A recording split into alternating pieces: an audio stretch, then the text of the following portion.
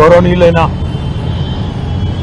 పెద్దలు తెలంగాణ తొలి ముఖ్యమంత్రి రాష్ట్రంలో ప్రతిపక్ష నాయకులు పెద్దలు బీఆర్ఎస్ పార్టీ అధ్యక్షులు కేసీఆర్ గారి ఆదేశం మేరకు రాష్ట్రంలో రైతులను మోసం చేస్తున్న ఈ ప్రభుత్వం మీద రుణమాఫీ పేరిట మోసం చేస్తున్న ఈ ప్రభుత్వాన్ని ఎండగట్టే క్రమంలో ప్రజాస్వామ్యబద్ధంగా నిన్న రాష్ట్రంలోని అన్ని నియోజకవర్గ కేంద్రాల్లో అన్ని మండల కేంద్రాలలో శాంతియుతంగా ప్రజాస్వామ్య పద్ధతుల్లో మా పార్టీ నాయకత్వం మొత్తం కూడా నిరసన కార్యక్రమాలు చేపట్టింది. అందులో గౌరవ శాసనసభ్యులు, శాసన మండలి సభ్యులు, గౌరవనీయులైన పార్లమెంట్ సభ్యులు, అదేవిధంగా మాజీ శాసనసభ్యులు, మాజీ శాసన మండలి సభ్యులు అందరం కూడా ఎక్కడి వారం అక్కడ పాల్గొన్నాం. నిన్న ఒకటే రోజు రెండు ఉదంతాలు, ఈ రెండు ఉదంతాలు కూడా ఇప్పుడే రాష్ట్ర డైరెక్టర్ జనరల్ ఆఫ్ పోలీస్ గారికి వివరంగా ఆధారాలతో సహా వారికి సమర్పించడం జరిగింది. వారికి కొన్ని వీడియోలు కూడా చూపెట్టడం జరిగింది. నిన్న సూర్యాపేట జిల్లా తుంగతుర్తి నియోజకవర్గం తిరుమలగిరి కేంద్రంలో అక్కడ మా మాజీ శాసనసభ్యుడు తమ్ముడు విద్యార్థి నాయకుడిగా తన జీవితాన్ని ప్రారంభించి అంచెలంచెలుగా ప్రజల ఆశీస్సులతో 2 సార్లు శాసనసభ్యుడిగా ఎన్నికైన సీనియర్ నాయకుడు తమ్ముడు గ్యాదర్ కిషోర్ గారి నాయకత్వంలో ఆ నియోజకవర్గ రైతాంగం ప్రజాస్వామ్య పద్ధతుల్లో దాదాపు ఒక 500-600 మంది గుమిగూడి శాంతియుతంగా ట్రాఫిక్ కి అంతరాయం కాకుండా, ప్రజలను ఇబ్బంది పెట్టకుండా కేవలం నిరసన చెప్పే క్రమంలో తమ కార్యక్రమం తాము నిర్వహిస్తా ఉన్నారు. 50 మంది కిరాయి మూకలు, కాంగ్రెస్ గూండాలు తాగిన మత్తులో అక్కడ స్థానిక పోలీస్ యంత్రాంగంతో కుమ్మక్కై ఆ నిరసన శిబిరం మీద దాడి చేసి ఆకస్మికంగా సుతిల్ బాంబులేసి గుడ్లు, చెప్పులు, రాళ్లు కొట్టి హింసాయుత వాతావరణాన్ని కల్పించే ప్రయత్నం చేసినారు.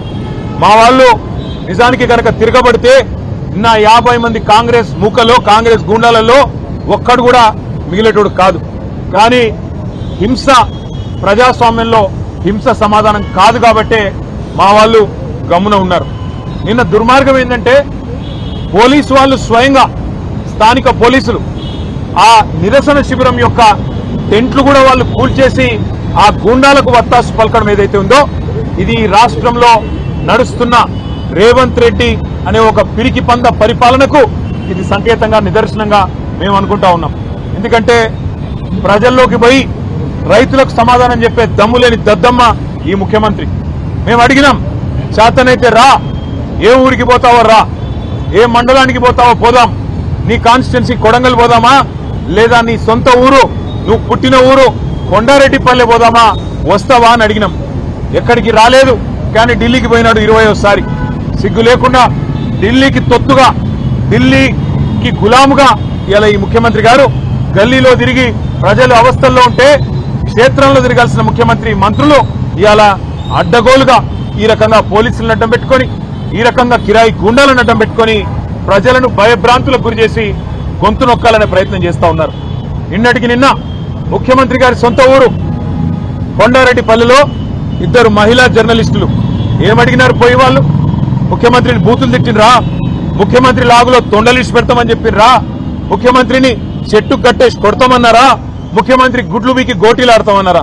ఏమన్నారు? ఏం తప్పుడు మాటలు మాట్లాడినారు? వాళ్ళు పోయి కేవలం ముఖ్యమంత్రి సొంత ఊళ్ళో రుణమాఫీ అయిందా లేదా అని రైతులను అడుగుతుంటే అక్కడ కాంగ్రెస్ చిల్లరగాళ్లు, కాంగ్రెస్ కిరాయి గూండాలు 2 మహిళా జర్నలిస్టుల మీద దాడి చేయడమే కాకుండా వారిని కొండారెడ్డిపల్లె నుండి, అచ్చంపేట నియోజకవర్గం నుండి కల్వకుర్తి నియోజకవర్గం వెల్దండ పోలీస్ స్టేషన్ దాకా వాళ్లను కార్లేసుకొని సినిమాల్లో చూపెట్టినట్టు వాళ్ళను వెంబడించి, బెదిరించి, వాళ్ళ మీద పడి రక్కినంత పనిచేసి నికృష్టంగా ఈ ముఖ్యమంత్రి నికృష్ట మనస్తత్వానికి ఒక నిదర్శనంగా కాంగ్రెస్ నాయకులు, కాంగ్రెస్ కార్యకర్తల తీరు ఉందని చెప్పక తప్పడం లేదు. వాళ్ళు నేను అడుగుతా ఉన్నా, ఏం తప్పు చేసినారా 2 ఆడబిడ్డలు? వాళ్ళిద్దరికీ ఇవాళ ముఖ్యమంత్రి గారికి క్షమాపణ చెప్పాలా? నీ సొంత ఊర్లో, నీ సొంత ఇంటి ముందు 2 తెలంగాణ ఆడబిడ్డల్ని, విజయారెడ్డిని, ఆవుల సరితా యాదవ్ ని 2 అవమానించింది నీ పార్టీ. ఎందుకు అవమానించింది? ఒకే ఒక కారణం, నీ బండారం బయట పెడుతున్నందుకు, నీ రుణమాఫీ జరగలేదు అనే వాస్తవాన్ని ప్రజల్లోకి తీసుకుపోతున్నందుకు ఇవాళ వాళ్ళ మీద ఈ రకంగా దాడి చేయడమే కాకుండా మళ్ళీ నిన్నటి నుంచి నికృష్టమైన రోత పుట్టించే వార్తలతో సోషల్ మీడియాలో కూడా నికృష్టమైన మాటలు మాట్లాడుతూ ఉన్నారు కాంగ్రెస్ నాయకులు. నేను ముఖ్యమంత్రిని అడుగుతా ఉన్నా, దమ్ముంటే నీ భాషలో చెప్పాలంటే మగాడివైతే ఊళ్ళల్లోకి రా, సెక్యూరిటీ లేకుండా రా, పోలీస్ బలగాలను అడ్డం పెట్టుకొని కాదు, బ్యాంక్ అధికారులను అడ్డం పెట్టుకొని కాదు, వ్యవసాయ అధికారులను అడ్డం పెట్టుకొని కాదు, మేము కూడా వస్తాం, నువ్వు కూడా రా. ఏ ఊరికి పోతావో పోదాం. ఎక్కడ కూడా చారాన రుణమాఫీ కాలే, ఎక్కడ కూడా రుణమాఫీ అనేది పూర్తి కాలే. రైతులు ఇవాళ బగబగ మండుతా ఉన్నారు. ఎక్కడన్నా కాంగ్రెస్ వాళ్ళు ఊళ్ళలోకి వస్తే తరిమి కొట్టాలన్న ఆలోచనలో ఉన్నారు. అందుకే ముఖ్యమంత్రికి చెప్పేది, తప్పు పోలీసులది కాదు. పోలీసు వాళ్ళు ఏం చేస్తారు పాపం, ముఖ్యమంత్రి, మంత్రులు, అధికార గణం మీరేం చెప్తే అది చేయక తప్పదు. పోలీసు తప్పు కాదు, తప్పు ముఖ్యమంత్రిది, పరిపాలించే సత్తాలని సన్నాసు రేవంత్ రెడ్డిది అనే మాట నేను విజ్ఞప్తి చేస్తా ఉన్నా. నేను పోలీసులకు కాకపోతే విజ్ఞప్తి చేస్తా ఉన్నా, మీరు కూడా అత్యుత్సాహం ప్రదర్శిస్తే మంచిది కాదు. మా పిల్లలు ఎవరైనా సోషల్ మీడియాలో రుణమాఫీ జరగలేదు అని పోస్టు పెడితే పోలీసులు కాల్ చేస్తారు. అదేవిధంగా కరెంటు పోయింది అని పోస్టు పెడితే విద్యుత్ శాఖ అధికారులు ఫోన్ చేస్తారు. ఈ రకమైన అత్యుత్సాహం మంచిది కాదు. దయచేసి సంయమనం పాటించండి. అధికారం ఎవడు అబ్బసొత్తు కాదు. ప్రజాస్వామ్యంలో అధికారం మారుతూనే ఉంటది, వ్యవస్థ మాత్రం అట్లే ఉంటది. దయచేసి గౌరవ డీజీపీ గారికి మేము ఏదైతే విజ్ఞప్తి చేశామో, తిరుమలగిరి సంఘటన విషయంలో స్థానిక పోలీసుల మీద కూడా యాక్షన్ తీసుకోవాలా. ఎవరైతే హత్యాయత్నం చేసిండ్రో వాళ్ళ మీద 307 కేసు పెట్టాలి. కాంగ్రెస్ గూండాలను ఖచ్చితంగా అదుపులోకి తీసుకోవాలని విజ్ఞప్తి చేస్తా ఉన్నాం. అదేవిధంగా 2 జర్నలిస్టుల మీద ఏ దాడైతే ఇవాళ చేయడం జరిగిందో నిన్న కొండారెడ్డిపల్లిలో ముఖ్యమంత్రి గారి సొంత ఊళ్ళో, దానికి తప్పకుండా ముఖ్యమంత్రికి క్షమాపణ చెప్పడమే కాకుండా దాడి చేసిన గూండాలను వెంటనే అరెస్ట్ చేయాలని చెప్పి కూడా మేము డిమాండ్ చేస్తా ఉన్నాం. జర్నలిస్టులకే రక్షణ లేకపోతే ఈ రాష్ట్రంలో మరి మిగతా వాళ్ళ పరిస్థితి ఏందో ఆలోచించాలని చెప్పి కూడా కోరుతా ఉన్నాం. అదేవిధంగా పేరు సత్యనారాయణ అని చెప్పి మా నాయకుడు, మాజీ ఎంపీటీసీ, ఆయన మొన్న మంచిర్యాల జిల్లాలో మంచిర్యాల నియోజకవర్గ కేంద్రంలో అక్కడ ఉండే స్థానిక కాంగ్రెస్ ఎమ్మెల్యే వేధింపులు, పోలీసును అడ్డం పెట్టుకుని ఆయన చేసిన హరాస్మెంట్ తట్టుకోలేక గొంతు కోసుకున్నాడు బ్లేడ్తో. ఇవాళ చావు బతుకుల్లో కొట్టుమిట్టాడుతూ ఉన్నాడు. ఈ విషయం కూడా డీజీపీ గారికి మేము చెప్పాం. ఇది ఒక్క మంచిర్యాలలోనే కాదు, ఇక చాలా చోట్ల ఈ రకంగా పోలీసులను అడ్డం పెట్టుకుని హరాస్మెంట్ కార్యక్రమం జరుగుతూ ఉంది. కానీ ప్రజాస్వామ్యంలో ఈ రకంగా వ్యవస్థలను అడ్డం పెట్టుకుని ఎక్కువ రోజులు బతుకుదామని ముఖ్యమంత్రి అనుకుంటే ఆయనంత మూర్ఖుడు, ఆయనంత పిచ్చివాడు ఇంకెవడు ఉండడు. అందుకే డీజీపీ గారు కూడా విజ్ఞప్తి చేసినాం, రాష్ట్రంలో శాంతి భద్రతలు అదుపు తప్పుతా ఉన్నాయి. హైదరాబాద్ లో కూడా ఇవాళ పూర్తి స్థాయిలో మీరు చూస్తా ఉన్నారు పేపర్లు, 30 రోజుల్లో 28 మర్డర్లు అని. ఈ నగరానికి ఏమైంది అని చివరికి ముఖ్యమంత్రి గారికి అప్పుడో ఇప్పుడో ప్రభుత్వానికి వెన్నుదన్నుగా నిలిచే పత్రికలే వార్తలు రాసే పరిస్థితి కూడా వచ్చింది. అందుకే ఇవన్నిటి కూడా డీజీపీ గారు దృష్టిలో పెట్టుకోవాలని, వెంటనే మేము ఏ విషయాలైతే ఇప్పుడు వారి దృష్టికి తీసుకొచ్చామో వీటి మీద స్పందించాలని కోరినాం. డీజీపీ గారు అన్ని కూడా పరిశీలిస్తా అని చెప్పారు. మాకు పోలీస్ యంత్రాంగం మీద, వారి మీద సానుభూతి ఉంది. వారికి కూడా నేను చేసే విజ్ఞప్తి ఒకటే, అధికారం ఎవరికీ శాశ్వతం కాదు. ఇవాళ రేవంత్ రెడ్డి మిమ్మల్ని అడ్డం పెట్టుకుని రాజకీయం చేసి పబ్బం గడుపుకోవాలనుకుంటా ఉన్నాడు. మిమ్మల్ని అడ్డం పెట్టుకుని మిమ్మల్ని బదనాం చేసి ఇవాళ తానేదో 4 రోజులు పదవిని కాపాడుకోవాలనుకుంటా ఉన్నాడు. ఇది మంచిది కాదు. వ్యవస్థలకి ఈ రకంగా అండగా నిలబడ్డామనే మాట కూడా చెబుతూ, సోషల్ మీడియాలో కూడా మా తమ్ముళ్ళ మీద కేసులు కానీ ఇంకోటి కానీ జరిగితే తప్పకుండా మేము కూడా అంతే స్థాయిలో స్పందిస్తాం. భవిష్యత్తులో ఇదే రకమైన ఒరవడి కనుక కొనసాగితే మాకు కూడా తప్పదు, చర్యకు ప్రతి చర్య కూడా తప్పదు అనే మాట కూడా డీజీపీ గారికి చెప్పాం. అప్పుడు మమ్మల్ని నిందించవద్దని కూడా చెప్పాం. 10 ఏళ్లు శాంతియుతంగా రాష్ట్రాన్ని నడిపిన వాళ్ళం మేము, రాష్ట్రాన్ని 14 ఏళ్లు కొట్లాడి తెచ్చిన వాళ్ళం మేము.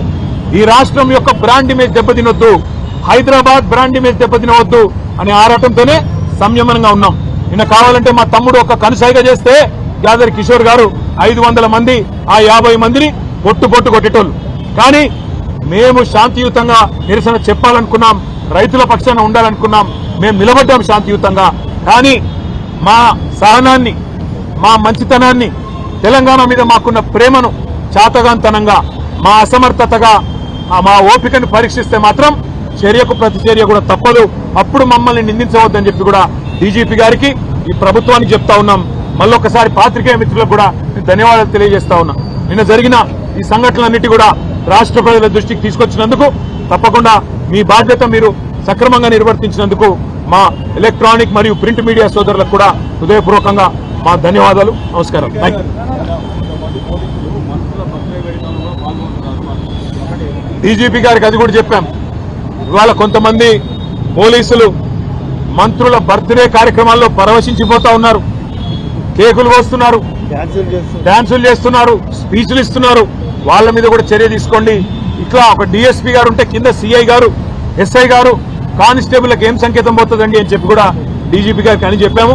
ఆ విషయంలో డీజీపీ గారు కూడా అన్నారు, అవును కొన్ని చోట్ల ఇటు జరుగుతున్నాయి, నేను కూడా చూస్తా ఉన్నాను, తప్పకుండా వారి మీద కూడా చర్య తీసుకుంటాం, ఇప్పటికే షోకాజ్ ఇచ్చామని కూడా వారు కూడా చెప్పడం జరిగింది. Thank you. తప్పకుండా వెళ్తా. ఎందుకెళ్ళండి?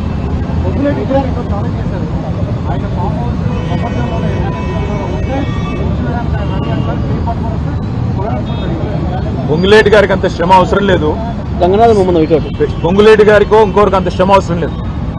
ఎఫ్టీఎల్ బఫర్ లో ఉన్న ప్రతి నిర్మాణం ఇప్పటికే అన్ని సెటిలైట్ మ్యాప్లు ఉన్నాయి, ఆయనంత బాధ కూడా పడాల్సిన అవసరం లేదు. ఎలా చెరువులు పూడ్చి కట్టారో అవన్నీ కూడా సెటిలైట్ ఇమేజెస్ ఉన్నాయి, చూసుకోండి. రంగనాథ్ గారితో మాట్లాడుకోమనండి, ఎక్కడెక్కడ ఎఫ్టీఎల్లో బఫర్లో ఉన్నాయో వాటిని కొట్టడం ప్రారంభించండి.